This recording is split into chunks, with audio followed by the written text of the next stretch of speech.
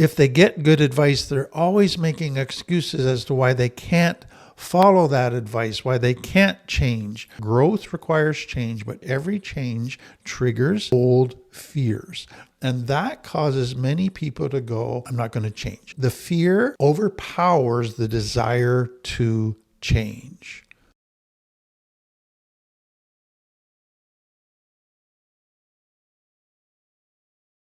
What I'm going to look at is 3 approaches that people can take to recovery. 2 don't lead to recovery, but they're probably taken by the majority of people. Only one leads to true recovery, and it's the least attractive for many people, but it's the only true path to recovery. So the first one is what we call outsourcing, and that is looking to somebody else or a program to fix me. So I'm kind of passive. I don't do a whole lot or do anything at all. But some expert comes along and just says, you need this medication, you need this surgery, you need this, and you'll be fixed. And so we trust them to come in and fix us, and we're quite passive in it. What that begins to look like when people come into other things is that they're looking for kind of a magic fix, a magic bullet that's going to enable them to bypass having to work hard, having it to take years of hard work for them to get better. They just want a quick, easy fix. Just to nuance this a little bit, what this looks like in the more subtle forms is this is a person who's really dependent for their recovery on external solutions. They'll participate a little bit in programs, but their participation is quite passive. They're really expecting somebody else or the program to fix them, and they just kind of have to show up and not do a whole lot. And so you start to see in them, they avoid really looking deep at their own issues. They avoid deep behavioral change that would require massive change of lifestyle, massive core issue changes. They want a recovery that's quite easy. That's not going to be too hard. And that's going to happen fairly quickly. And so if they're not getting it in one spot with one person, even though they might be the best program and therapist in the world, but if it's too realistic and it's requiring too much work and taking too long and it's requiring them to make too many changes, then they'll just go off and look for something else, the next best thing. And sadly, in our culture today, there's hundreds of people offering fad type treatments that are going to magically fix them. And so these people just keep jumping from program to program, looking for the final solution that's going to fix them up. So let me give you some examples. So really a lot of this comes from the medical model of physical ailments, where we do have to outsource our healing.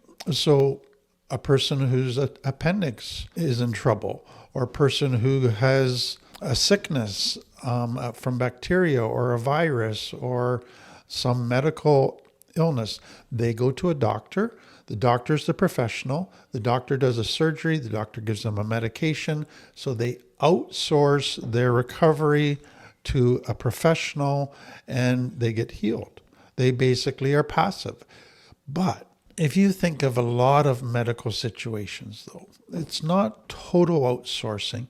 We go to a medical doctor. He might prescribe a surgery or a medication, but might also say, you know what, you need to do physical therapy. You need to make some changes in your lifestyle, in your eating, in your sleep, in your exercise. The medication alone isn't going to be enough to fix you. The surgery alone isn't going to be enough to fix you. So most within the medical model, yes, we're looking to the specialist to help us, but also to advise us on what we need to do.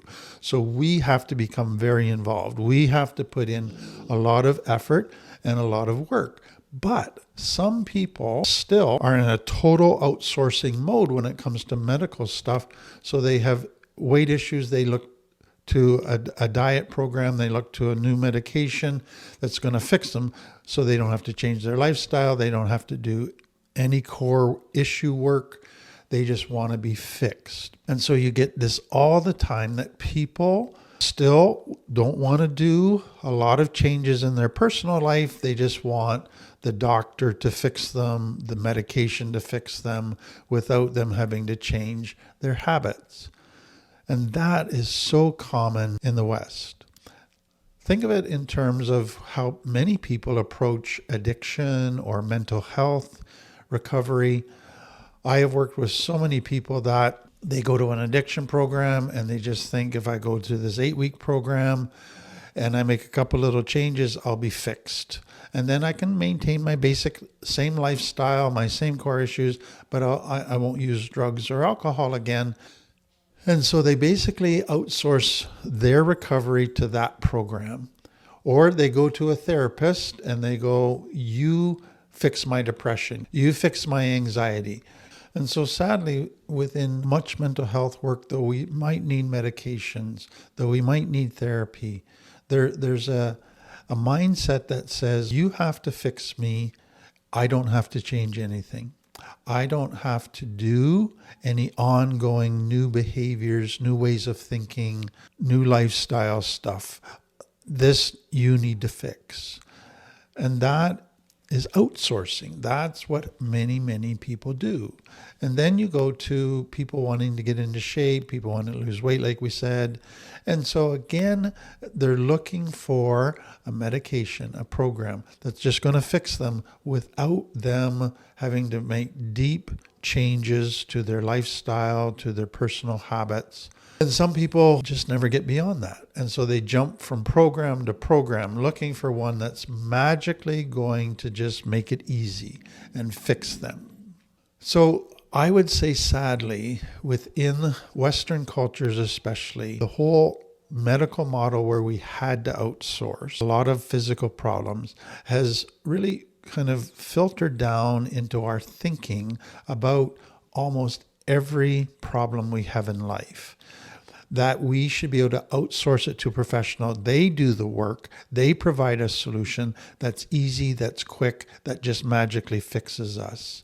And we haven't yet got to a more accurate way of looking at recovery in most areas of life, which we're going to come to.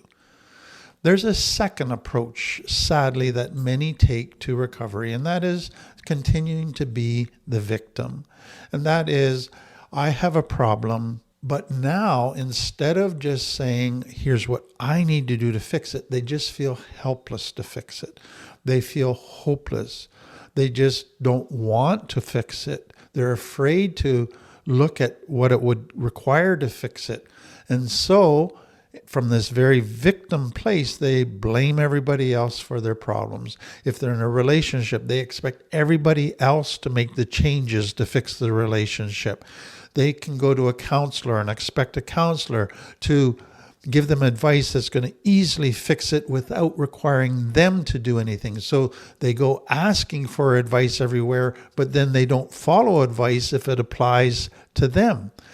They try to control and manipulate others to get them to change. If they get good advice, they're always making excuses as to why they can't follow that advice, why they can't change.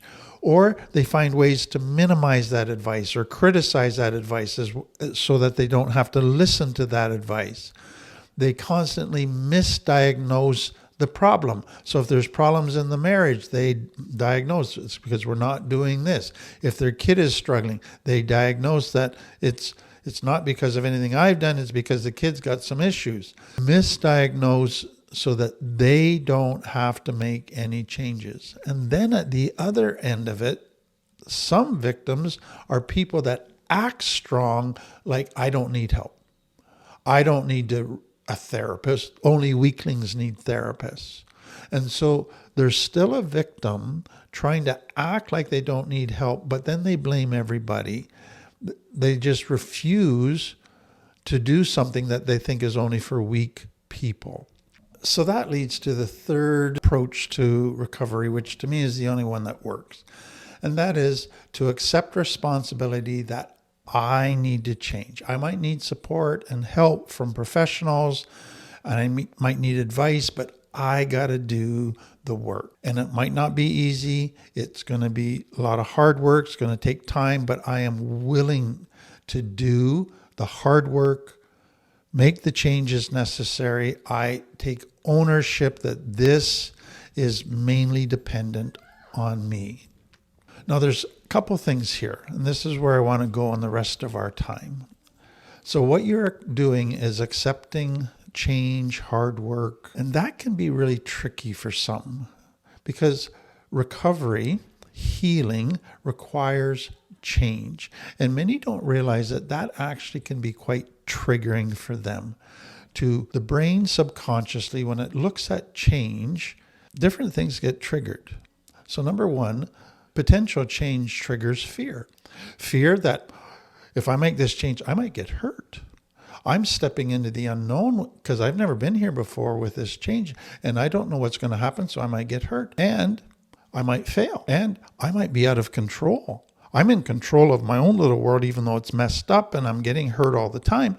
But if I change, I don't know what to do there and I feel out of control. Fear. And so all change, what people need to understand is that growth requires change, but every change triggers old fears. And that causes many people to go, well, I'm not going to change. The fear overpowers the desire to change. There's another little tricky piece here. And what happens when a person changes is usually life when you're in pain, life when things aren't working well, you've kind of got stuck in a rut. You've got your own daily routine, your own daily, almost a comfort zone. This is your normal. This is what you're used to. When you change, you're moving out of your comfort zone, out of your comfortable routine, and that puts you into this brand new space. What we don't realize is our brain likes routine. It likes things we do every day, habits. Change is unfamiliar. Change feels unsafe. Change puts us in a place where this is weird, unknown. It doesn't feel right. Now I feel unsafe. So for many people, even though this change is necessary, even though this change is going to lead to growth, it feels so unfamiliar and unsafe that people go back. I'd rather stay unchanged, even though it's hurting me. Another thing that people often don't realize is that change results in emotional resistance. So we talked about change triggers fear, but change can also trigger sadness or even grief. So to change, I might have to let go of certain people.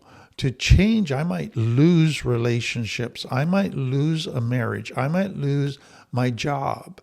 There could be a lot of losses. There could be a lot of sadness. So change adds stress to my life. And the brain doesn't like more stress. And so for a lot of people, as soon as they go to change, there's this emotional resistance that don't do that. It's going to add grief. It's going to add sadness. It's going to add fear. It's going to add stress. Let's just stay the way they are. And so for many people, that resistance is, no, I'm not going to let go of all of these things, even though it's healthy for me, because it'd be too painful. It would add pain to my life, and I don't want to do that right now. Then there's another piece with change that's important to understand, is when you decide to change, you got to learn new tools. You got to learn a new understanding of life, a new way of looking at life, new ways of thinking, new ways of doing things.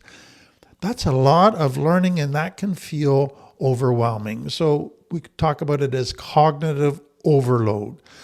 The brain, it likes learning, but it prefers kind of efficiency, not feeling overloaded, because that then means it's got to work harder, gets tired, and it just feels overwhelmed.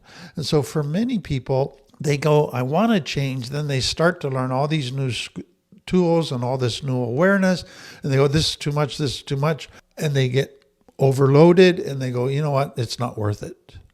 So just, again, be aware of that. So understand that true recovery means I accept responsibility to change. That's number one. But then there's a second component here, and that is there's an attitude required of commitment. Now, there's other attitudes. So let me lead into it with this. What I see today in the recovery world is much of recovery focuses on lots and lots of really, really good tools that help you deal with emotions, that help you deal with boundaries, that help you deal with very, very important things. And those are excellent tools. But to me, that's only one part of recovery. And if you only learn those things, and those things are fun to learn, those things are often easier to learn. But if you only learn that, you're going to fail in recovery because there's two other parts. The first is you got to get to the underlying issues. You got to look at the underlying trauma. That is so vital if one is going to heal. But then there's a third thing. You also have to have certain attitudes. You can't make it in recovery with just tools, with just looking at underlying issues. There has to be certain attitudes. And I want to look at these over the next couple of weeks. But the first one is there has to be an attitude of commitment or all in, willing to go to any lengths to get healthy. 100% commitment. Realizing that anything less is not enough. Let me say this. I have worked with thousands of people over the last 20 plus years in this field. What I have seen is a number of them have truly healed and recovered, but many of them, they've done well for a bit and then they've slid back, they've stopped growing, they got kind of reached a certain point and then that's as far as they got. And I go, what's made the difference? They have the same information. They initially looked like they both wanted to change and heal. And there's all kinds of different things from some weren't willing to work on the deeper issues. So what's the issue there? They weren't all in. They weren't totally committed that being healthy was their highest priority.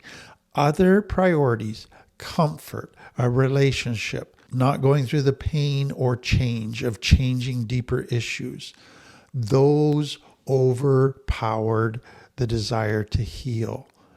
So you have to be all in if you're going to eventually get healthy. There's no other way. But what I realized along the way is that many people want recovery. They desire it in their limbic brain, but they don't want it as badly as they think they do. So they start in, I want recovery, but then they're dropping off. They're stopping growing. And you begin to realize, I don't think they wanted it as badly as they thought they did. They wanted something else as a higher priority than recovery. And that now recovery is interfering with that higher priority, and the higher priority is winning out. That I have seen over and over again. So let me give you a couple of the things. Many people are motivated to do recovery only as long as they're in pain. So they come into recovery because they're in a world of pain and they want recovery so they'll get rid of the pain. As soon as the pain starts to lessen because they're doing well in recovery, they're making changes, they're doing new routines and all of that, and it's leading to a better life and good things are happening, they go, oh, okay. Pain's gone. I don't need to work anymore. I can go back to my old lifestyle because the pain's been fixed. And so they didn't really want to get totally healthy for the sake of being totally healthy. They wanted to get healthy enough to get rid of pain so they could go back to the way they used to be. Others, they come in and they want recovery because they've got a whole lots of consequences from past decisions, negative consequences that are now affecting them. So they made a lot of past decisions that ended up in jail. They ended up losing their kids. They ended up with the threat of divorce or the threat of the loss of a job. And so all of these consequences are piling up and they go, oh, this is a crisis. I need recovery. And they do well in recovery. And so all of a sudden, all of their legal stuff clears up. They get their kids back. Their relationship, their spouse says, yeah, we'll give it another try. So the consequences look like they're being resolved and being cared for, and they go, okay, good, I can stop recovery. So again, they weren't doing recovery because deep down they wanted to get healthy more than anything else. They were doing recovery only to fix the crisis so that more bad things wouldn't happen to them. They weren't truly all in. Then what I have seen for some is they will do recovery as long as it's easy, as long as it doesn't require too much work, too much pain for too long. They don't want a recovery that they just get information but don't have to deal with emotional pain. They want a recovery that doesn't require too many changes. They're okay with a lot of superficial changes. They'll start going to maybe a support meeting once a week or doing some exercises each morning or a bit of meditation.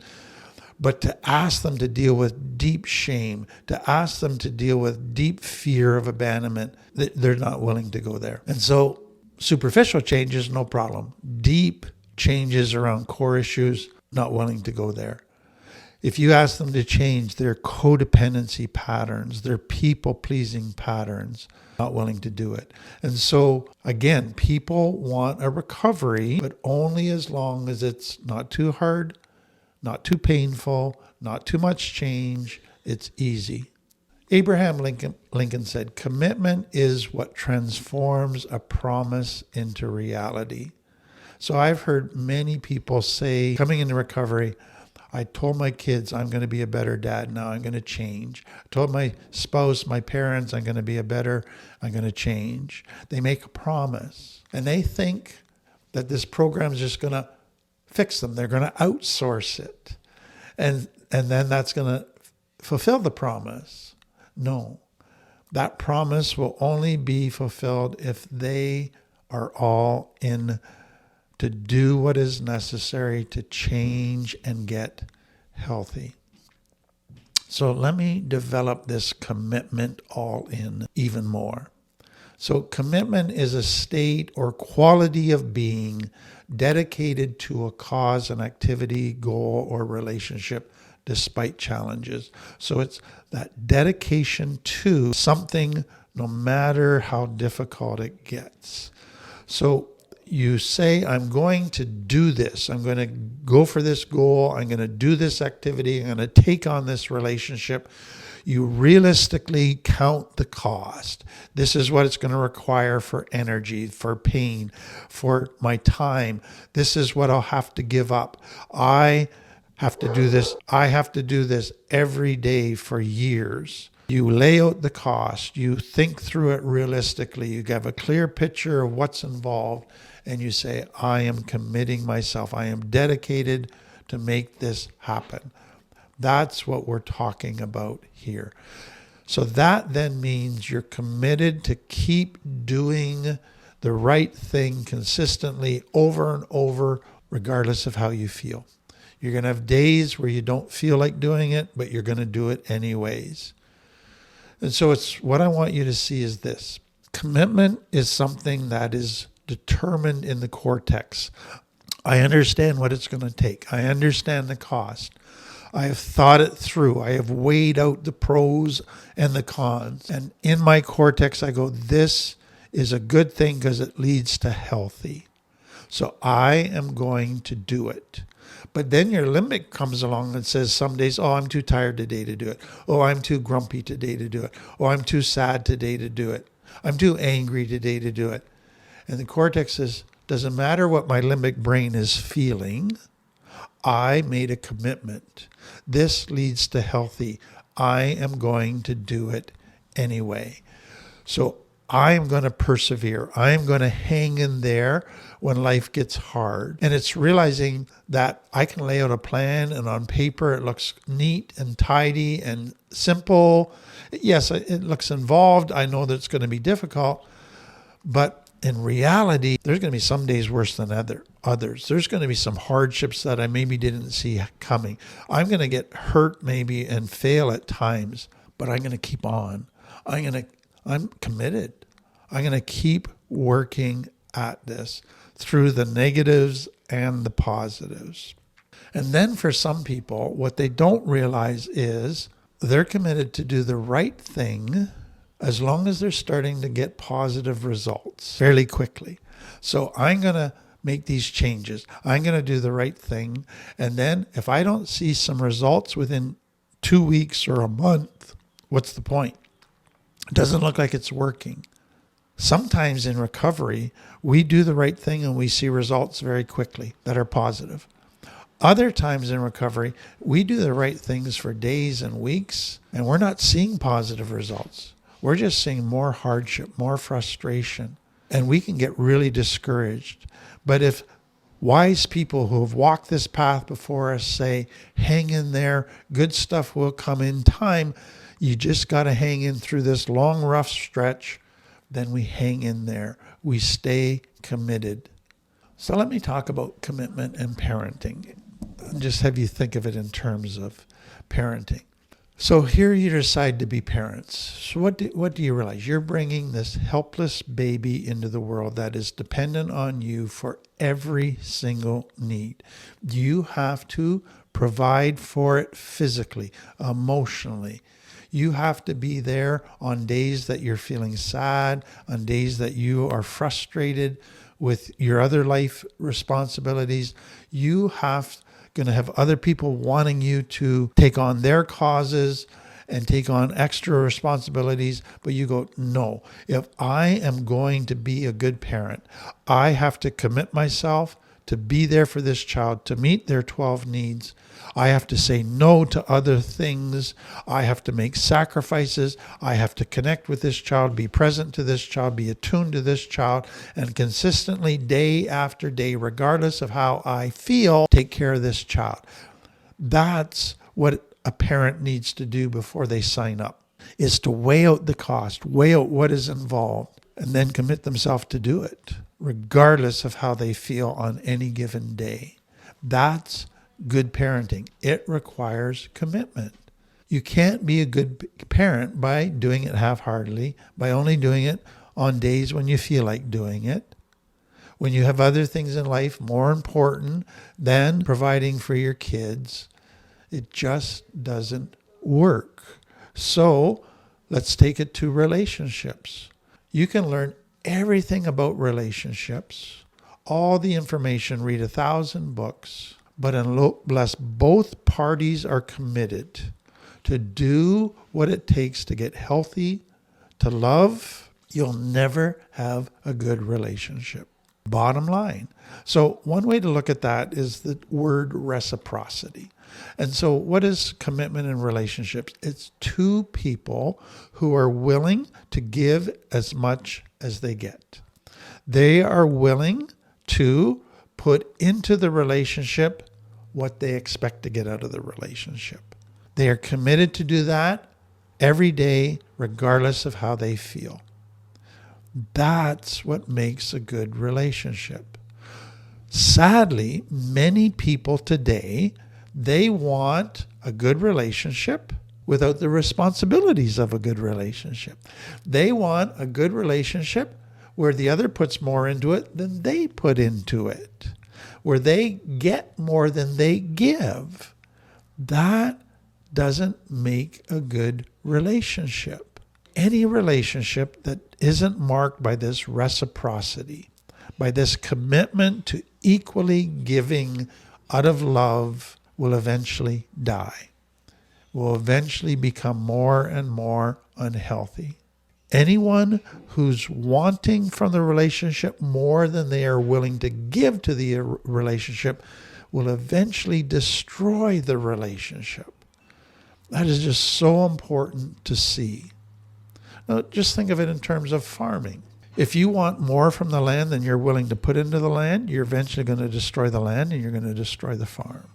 Think of anything in life where you demand more from it than you put into it. It's eventually going to destroy it. It's going to lead to ongoing discontent in you as well. It doesn't work. And so, again, all of life is built on a commitment to giving as much as I expect.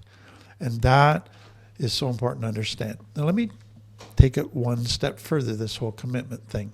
Think of commitment and talent. If you look at two equally talented people with the same information, so let's say two equally talented golfers, the same information about golfing, the same set of clubs, the same dream to be a great golfer, one becomes a great golfer, one doesn't. What's the difference?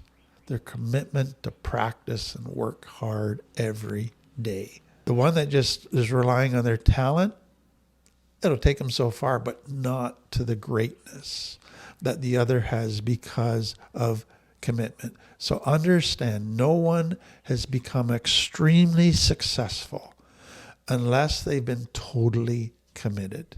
That means they have sacrificed, they have worked very hard, they have persevered, they've given it their all. This has become one of their greatest priorities, that they have been willing to put everything underneath in order to attain it.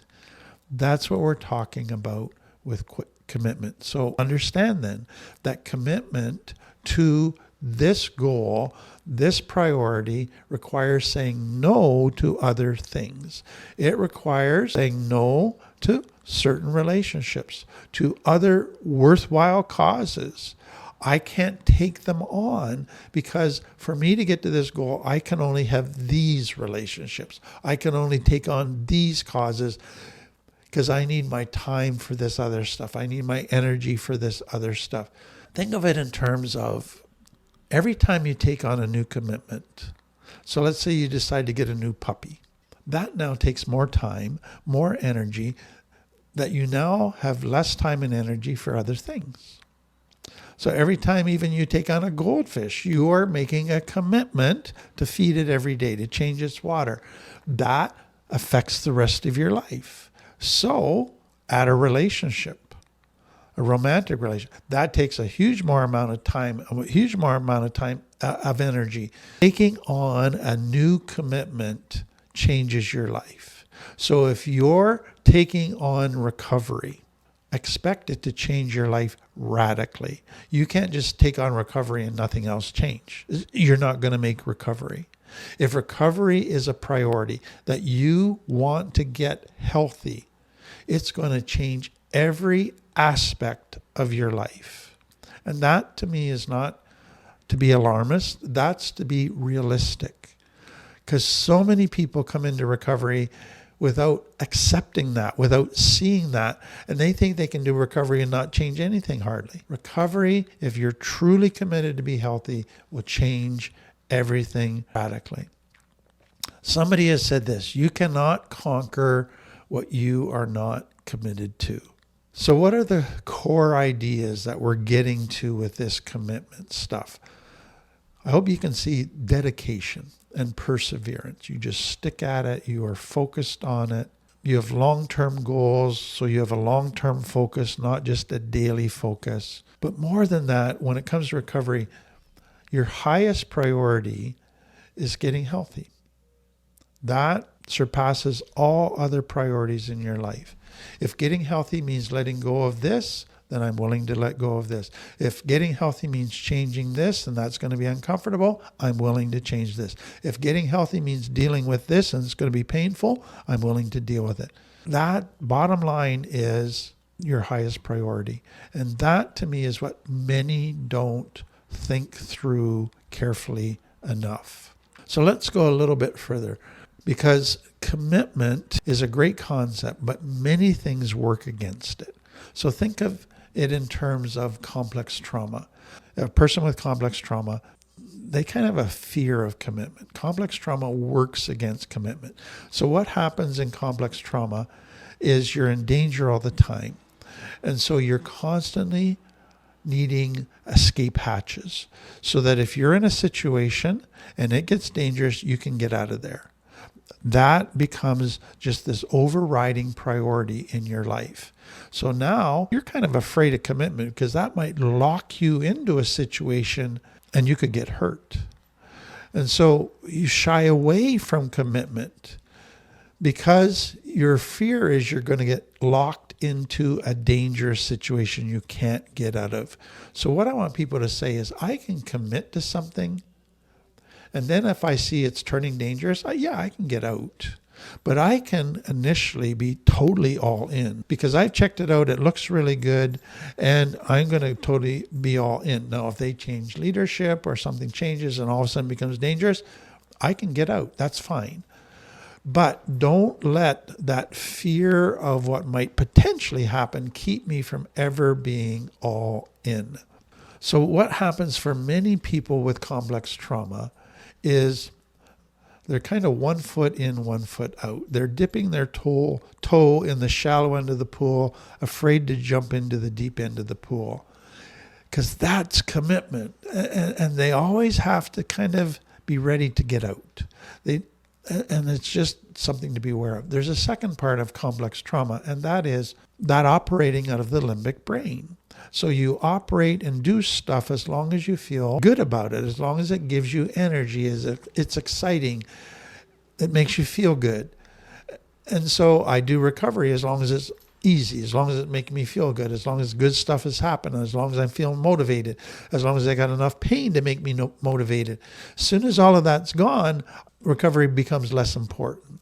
So that's why we say many people from complex trauma are great starters and poor finishers. They lack that staying ability, that perseverance, that commitment to push through even when their limbic brain isn't as excited. But there's something else that works against commitment, and that would be our culture. Often for many people raised in affluence, where everything was kind of handed to them, they begin to expect that. They begin to think life should be easy.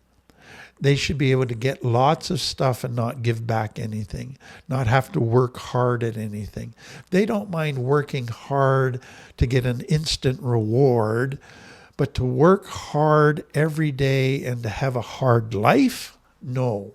They want an easy life where they choose when they work hard. Many people are more committed to taking than they are to giving. That sadly is the bottom line. And so what's happened with all of that is as soon as life gets too hard, let's just quit. Let's find something easier.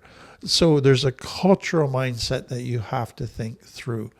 Then other complex trauma stuff, cultural stuff is that fear of failure, that fear of pain, that fear of the unknown, that fear of change. So fear, that works against commitment. Then, sadly, many people coming with complex trauma have a lack of clarity, a lack of purpose, what to do with their life. So they don't even know what to commit to. And then that limbic brain, short-term gratification. Other thing that comes out of complex trauma is people pleasing. So you overcommit to please everybody, say yes to everybody, and then you're overcommitted and now you don't have time to actually work on getting healthy yourself. Another thing for many people is that instant gratification turns into I want instant results. If you're saying this is a marathon and not a sprint and I have to wait for a long time before I see results, no, I'm not in for that. I want instant. And so there's an patience with the slowness of the process. And then for many, there's an inconsistent motivation. So one day I don't want to go to jail, so I'm into recovery. I don't want to lose my kids, I'm into recovery. And then, I'm going to get a new girlfriend, so I want to do recovery to please her. And then, I got a new girlfriend, now I'm too busy for recovery. So they got motivation switching all the time. They don't have an overriding motivation to get healthy. It's constantly shifting based on what's going on in their limbic brain. So there's one other piece I need to add here, and that is commitment is necessary, but you got to qualify it. It's commitment to the right thing. Commitment to the wrong thing can be disastrous. Commitment to the wrong solution is not going to make you happy or healthy. So it's commitment to the right thing, which is getting healthy, which then requires a realistic plan on how to get there, what it takes to be healthy, what are the components of my life, what are the underlying issues I have to deal with. It has to be a well thought out accurate plan with the right priorities, the right tools, the right activities, then that's what I'm committed to. So you still need the education piece. You still need the understanding piece. I'm not just talking about commitment all on its own. It's commitment with the right information. So how do we improve in this area? Again, let's start with asking, what is the most important priority of your life? Hopefully it is to get healthy, because in healthy, you have good relationships. You're happy. You have a contentment. You are meeting your needs. All of those things are part of being healthy. Everything flows out of being healthy. But for some people, they say, yeah, I want to be healthy, but really their higher priorities, I want to be comfortable. I want my friends to like me. I don't want to lose any friends. I never want my parents to be mad at me. I don't have to set boundaries or walk away from my parents. Those are higher priorities than getting healthy. And so you have to really come to a place where getting healthy, regardless of the cost, is my highest priority. Then you go to, okay, what do I need to build into my life every day to get healthy? What are the issues I need to deal with that are keeping me from getting healthy? So think that through. Then once you begin to realize this is what I need to do to get healthy, so I got to do these things every day to meet my needs, to deal with my deeper issues. I got to go to therapy. I got to have support groups. I got to have connection with people on the journey. What does my week now look like? So you get out your weekly schedule and you plan everything into that. Then if that's your highest priority, you go, okay, that takes up all of my time. I only have an hour or two left to do some other things. I have to say no to a whole bunch of other things. So you begin to do that. So you're working on learning to meet your 12 needs, building the routine and habits into your life to do that. What I encourage people to do is build out this plan, then share it with somebody experienced, a professional in this field, who's able to say, good plan, except you might be missing a couple things here. And they can just help you tweak the plan and get it to be more realistic. Third thing, and if you're ever going to succeed in being committed, is you then have to accept the plan. Because what you begin to realize once you get this plan is this is going to be a lot of hard work. This is going to take a lot of time. This is going to be saying no to a lot of different things. This is going to involve doing a lot of hard work and maybe not seeing some instant gratification results for a while. Do I accept it? Am I prepared to do it? If you don't accept it, then you're going to complain about it all the time. Then you need to regularly review your plan. Is it working? Do I need to change anything? I've taken on some extra commitments. Was that too much? And you need to constantly be evaluating how things are going.